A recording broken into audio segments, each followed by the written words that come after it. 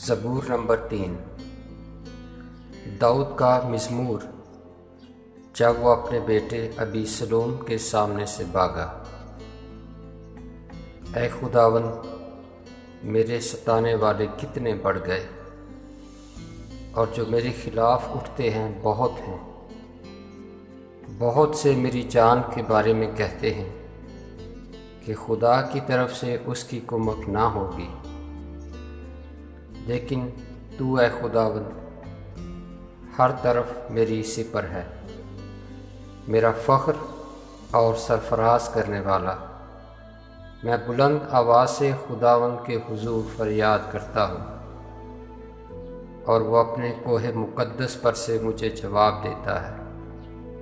मैं लेट कर सो गया, मैं जाग उठा क्योंकि खुदावन मुझे संभालता है।